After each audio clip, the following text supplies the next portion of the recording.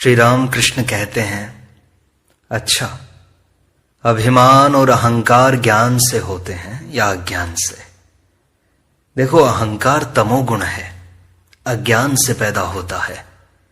इस अहंकार की आड़ है, इसीलिए लोग ईश्वर को नहीं देख पाते। मैं मरा कि बला टली, अहंकार करना व्यर्थ है। यह शरीर, यह ऐश्वर्य कुछ भी न रह जाएगा। कोई मत वाला दुर्गा की मूर्ति देख रहा था।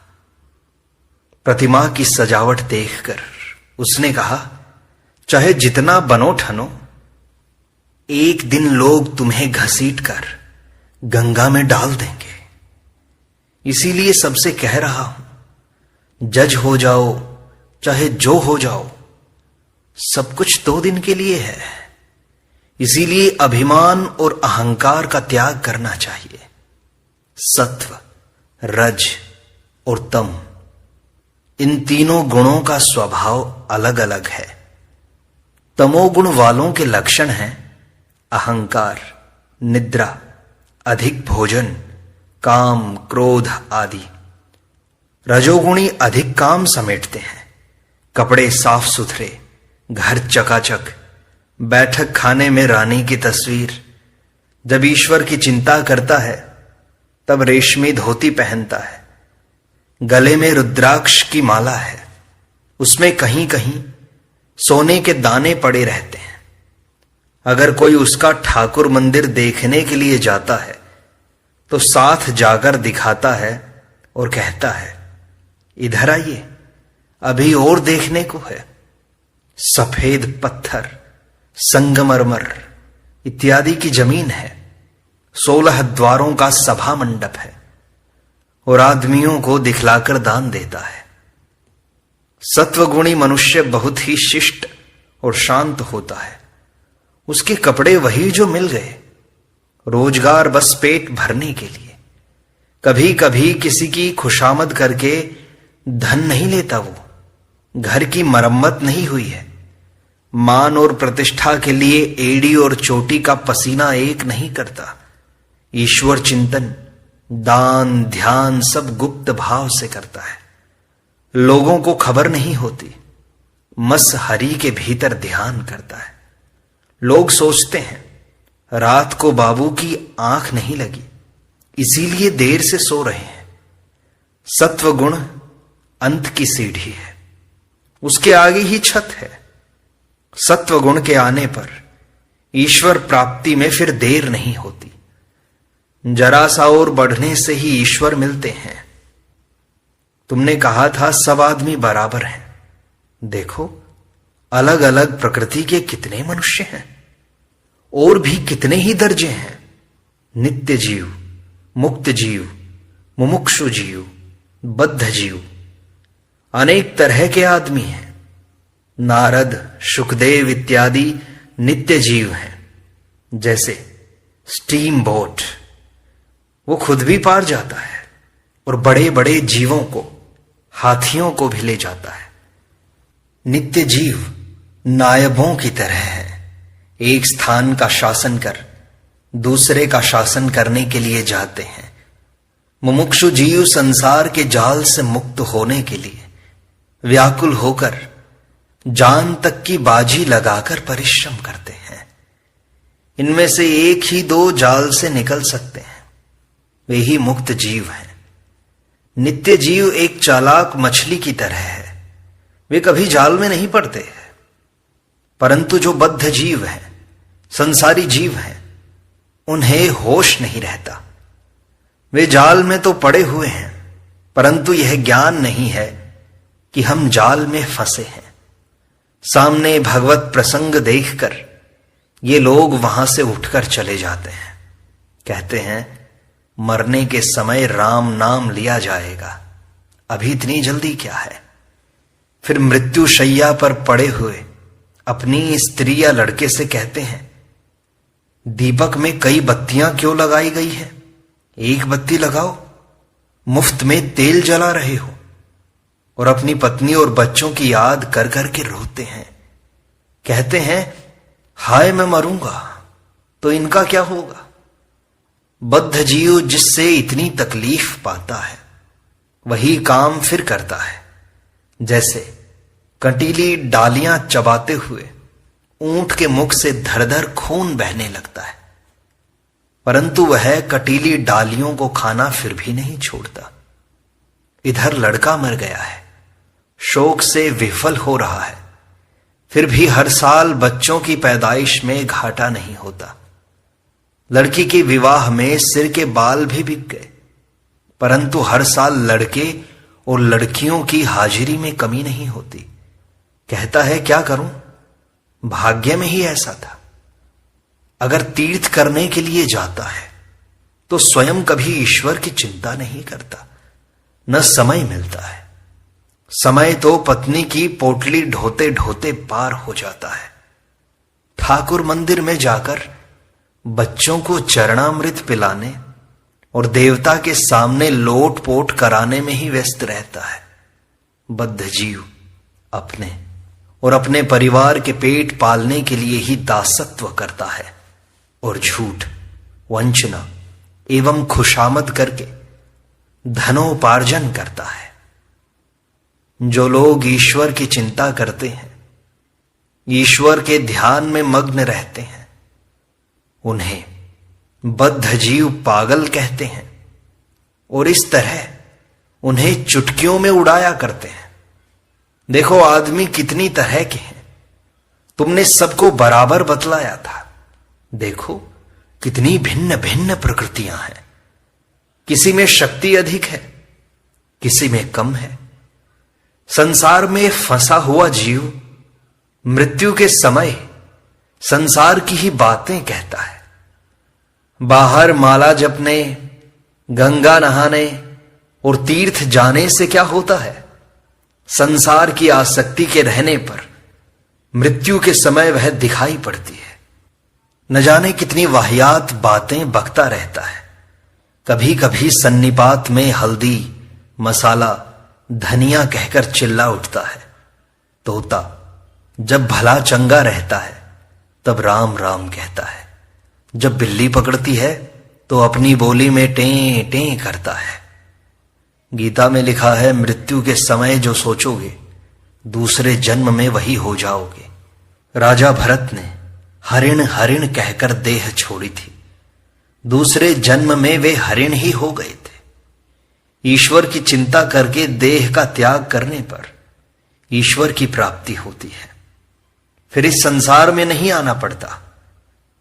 भक्त कहता है, महाराज किसी ने दूसरे समय में ईश्वर की चिंता की है परंतु मृत्यु के समय नहीं कर सका, तो क्या फिर उसे इस दुखमय संसार में आना होगा?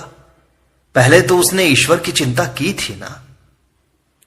श्री राम कृष्ण कहते हैं, जीव ईश्वर की चिंता तो करता है परंतु ईश्वर पर उसका विश्वास नहीं है, इसलिए फिर भूलकर संसार में फंस जाता है।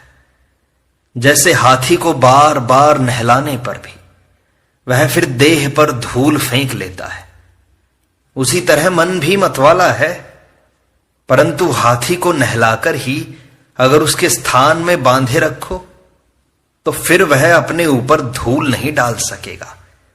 अगर मृत्यु के समय जीव ईश्वर की चिंता करता है तो उसका मन शुद्ध हो जाता है।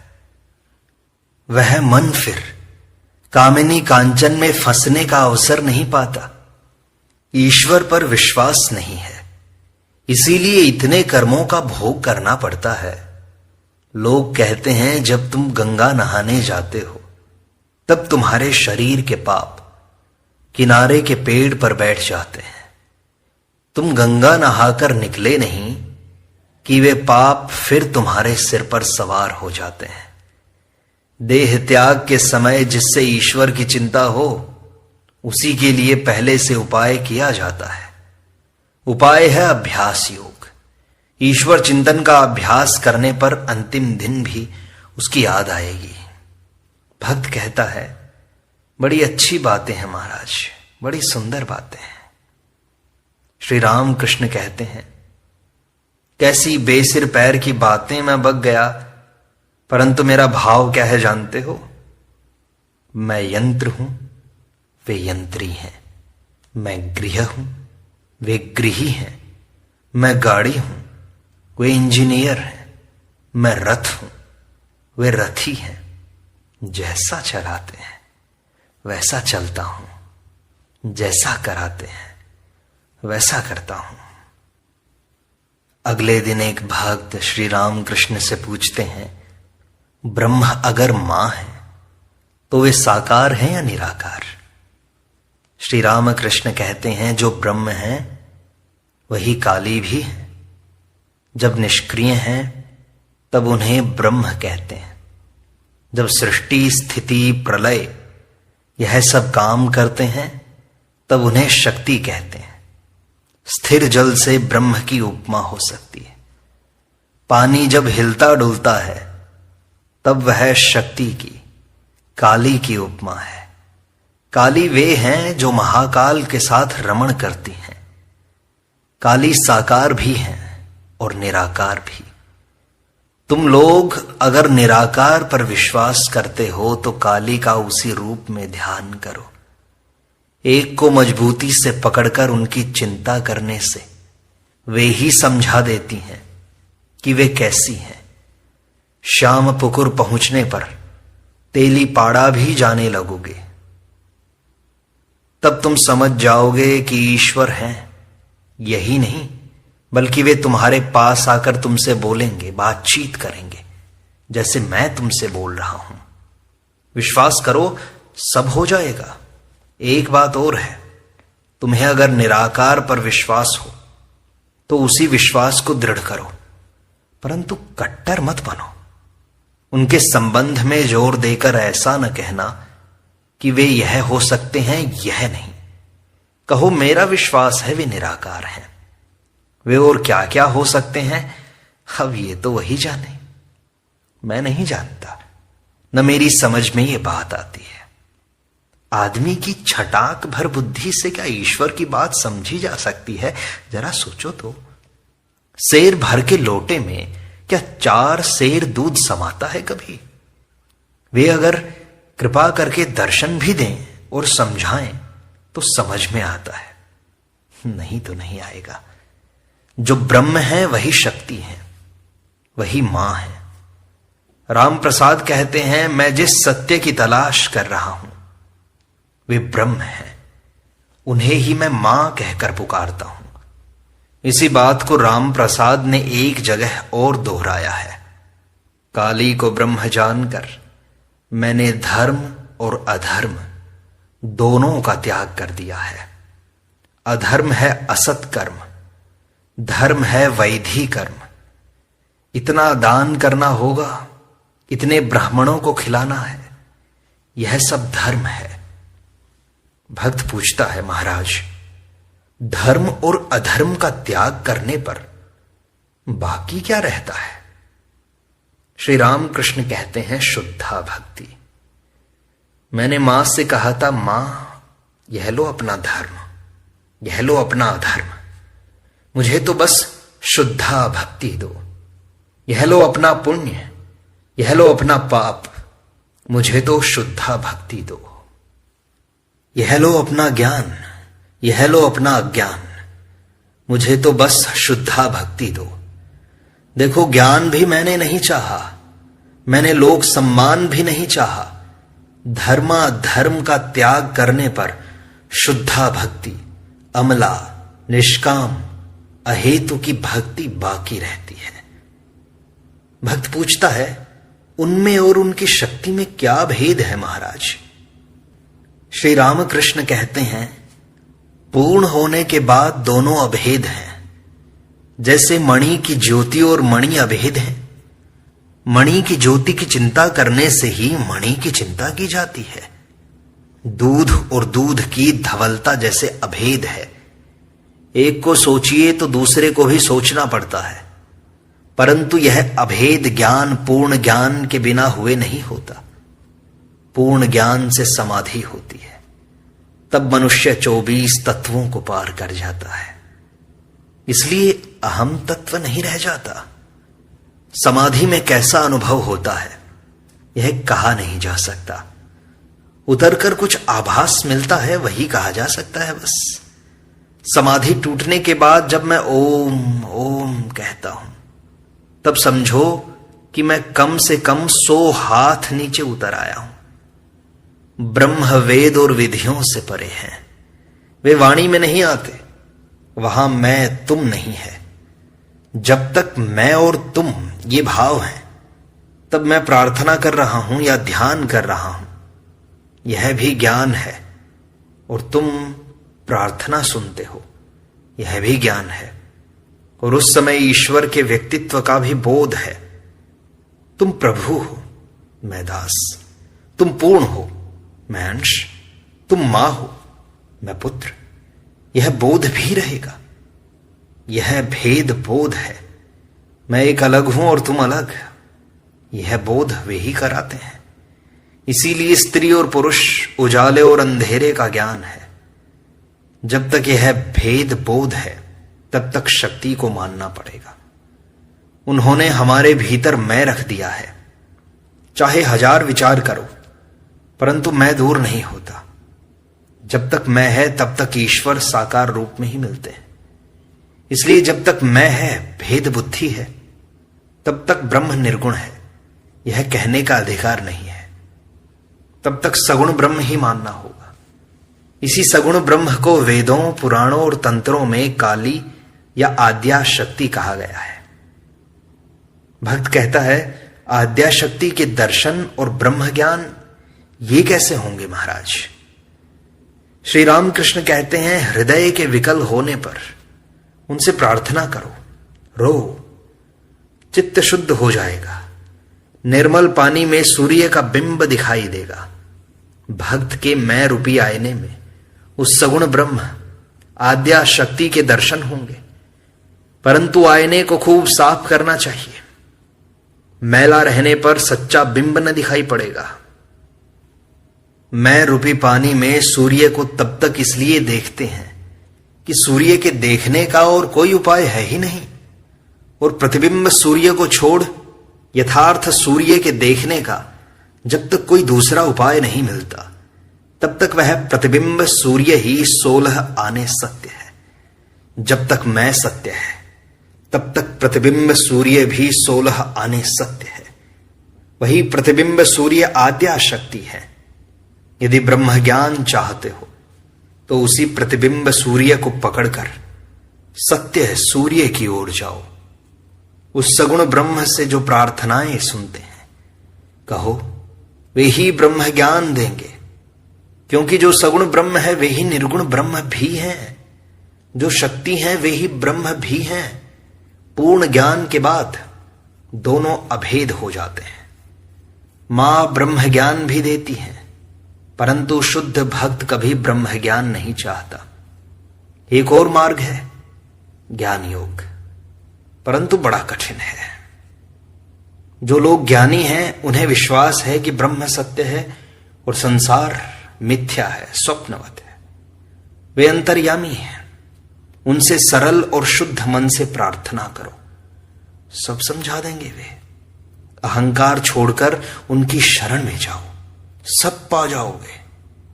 यह बात कहकर श्री राम कृष्ण गाने लगे, हे मन, अपने ही में रहो, किसी दूसरे के घर न जाओ।